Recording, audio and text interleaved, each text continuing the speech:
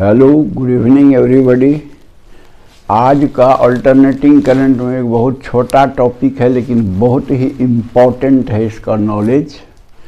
इसका टॉपिक का नाम है phasors and phasor diagrams.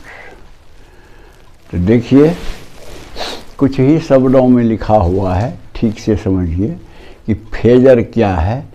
Phasors are rotating vectors. कोई वेक्टर को अगर हम रोटेट करें तो मतलब उसी को कहते हैं, जो वेक्टर रोटेट करता है उसी को फेजर कहते हैं। They are represented by arrows rotating anti clockwise about an origin. Phasor को हम लोग एक एरो द्वारा दिखाते हैं जो एंटी क्लॉकवाइज डायरेक्शन में रोटेट करता है अबाउट एन ओरिजिन। कोई ओरिजिन के अबाउट में वो एंटी क्लॉकवाइज रोटेट करता है। और इसमें है कि लेंथ ऑफ द फेजर जो है, the length of the arrow represents amplitude of AC quantity and its projection on a vertical axis gives instantaneous value of that quantity। इसका मतलब है कि जैसे मान लीजिए ये EMF है, इस फेजर को हम कितना लंबा लाइन से, जितना उसका एम्पलीट्यूड होगा E नॉट का, एम्पलीट्यूड माने पिक वैल्यू, मैक्सिमम वैल्यू, उतना लंबा लाइन लेंगे। कहने का मतलब ये लाइन बताता है एम्पलीट्यूड ऑफ दैट क्वांटिटी। और अगर इसका मान लीजिए किसी समय में देखिए ये रोटेट कर रहा है anti clockwise with omega angular velocity. मान लीजिए किसी समय टी में पोजीशन है इसका, ये देखिए ओमेगा टी एंगल हो जाएगा। तो ये ई नॉट का प्रोजेक्शन अगर वर्टिकल एक्सिस पर करेंगे, मान लीजिए ये एक्सिस है ई और आई का, ये एक्सिस है ओमेगा टी का, हम लोगों ने ग्राफ बनाया है।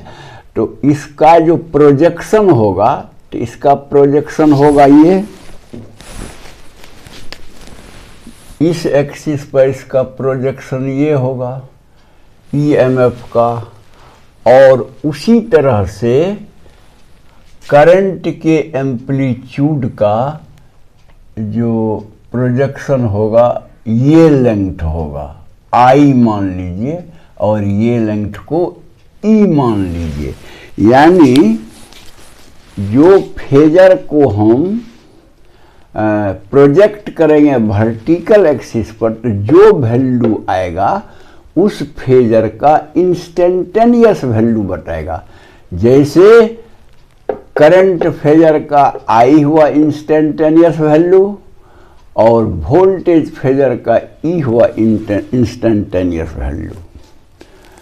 तो यही आपको बताता है। कहता है कि हालांकि हम लोग एरो यूज किए हैं, दो arrows are used to represent vector, ऐसी फेजर्स। फेजर को रिप्रेजेंट करने के लिए हम लोग एरो भी दिए हैं। एरो तो हम लोग जानते हैं कि वो वेक्टर में डायरेक्शन को बताता है, यानी वेक्टर क्वांटिटी। लेकिन हमारा ये जो है फेजर यहाँ पर ये AC करंट में जो अभी पढ़ रहे हैं, ये फेजर एक्चुअली वेक्टर तो है नहीं। वोल्टेज और करंट कभी वेक्टर होता ही नहीं है।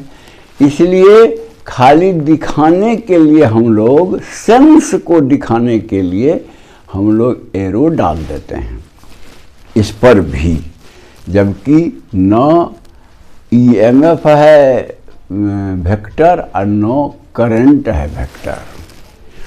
फेजर के रूप में दिखाने के लिए इसमें हम दे देते हैं एरो। तो यही एक्चुअली फेजर हुआ। फेजर का मतलब क्या हो गया कि फेजर कहलाता है रोटेटिंग वेक्टर, जो कैसे मतलब जो रोटेट करता है तो उसका जो एम्पलीट्यूड है उतना लंबा लाइन लेके और ओमेगा स्पीड से एंटी क्लॉकवाइज हम लोग रोटेट कराते हैं, तो वही हुआ रोटेटिंग वेक्टर्स या फेजर। तो हमारे इलेक्ट्रिसिटी में ईएमएफ और करंट, ये दोनों को हम एम्पलीट्यूड को इस तरह से रोटेशन दे सकते हैं और फेजर की तरह काम करेगा। लेकिन सबसे इम्पॉर्टेंट बात ये है कि इस during rotation at any time जो भी मतलब कोई वर्टिकल एक्सिस पर प्रोजेक्शन होगा उसका, माने यहाँ से नॉर्मल डालेंगे इस पर, यहाँ से भी नॉर्मल डालेंगे इस पर, वो जो लंबाई बताएगा वर्टिकल एक्सिस पर वो इंस्टेंटेनियस वैल्यू बताएगा। ये बहुत इम्पोर्टेंट बात है। अच्छा, अब फेजर डायग्राम्स किसको कहते हैं? तो फेजर्स को अगर हम एक डायग्राम के रूप में रिप्रेजेंट करते हैं तो वही हो गया फेजर डायग्राम। जैसे यहाँ पर देखिए हम लोग ग्राफिकल रिप्रेजेंटेशन किए हैं ना ईएमएफ और ये करंट का, तो ये हो गया फेजर डायग्राम। ये जो डायग्राम हम लोग बनाए हैं ये हुआ फेजर डायग्राम। अच्छा, इसका ज़रूरत क्या है ये बनाने का? देखिए क्या कहा जाता है, the analysis of AC circuit is facilitated by the use of A phasor diagram. Phasor diagram का यूज करके हम एसी सर्किट का सॉल्यूशन बड़ी आसानी से हम निकाल सकते हैं सब चीज़। जैसे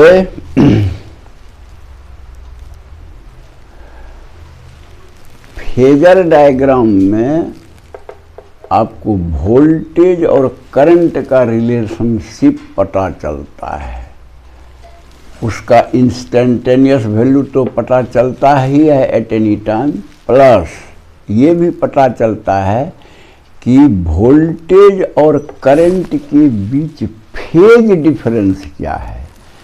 फेज डिफरेंस तो मैंने कई बार आपको बता दिया है, फिर भी एक बार रिमाइंड करवा देते हैं। कोई चीज़ जब एक ही साथ मैक्सिमम होता है, कोई मान लीजिए 2, 3 जो भी चीज़, तो कहलाता है फेज में। और अगर एक साथ मैक्सिमम नहीं हुआ तो आउट ऑफ फेज हुआ। वो कितना हुआ वो भी निकाला जा सकता है आउट ऑफ फेज। तो इसीलिए कहते हैं कि वोल्टेज और करंट के बीच फेज रिलेशन बताता है। तो आप देखिए फोटो में, देखिए वोल्टेज और करंट के बीच फाई एक एंगल दिया हुआ है, वही एंगल से डिफरेंस है फेज का, वही फेज एंगल है। तो उतना ही डिफरेंस है वोल्टेज और करंट का। तो हमारा फिगर में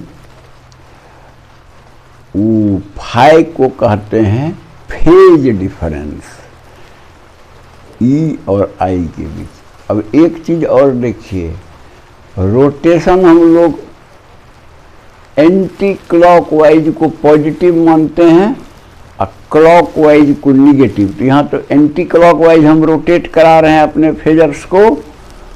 तो करंट जो है वोल्टेज से फाई एंगल से लीड करता है, वरना आगे है।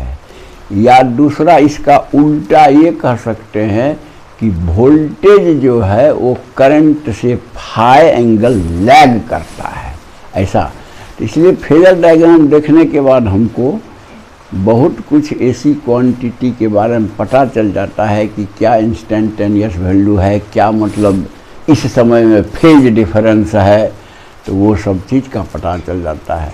और इसको जानने के बाद आगे हम, इसको जानना इसलिए ज़रूरी है कि आगे जो हम एसी सर्किट का एनालिसिस करेंगे उसमें फेजर डायग्राम से ही हम एनालिसिस करेंगे। तो मैं समझता हूं कि आपको करंट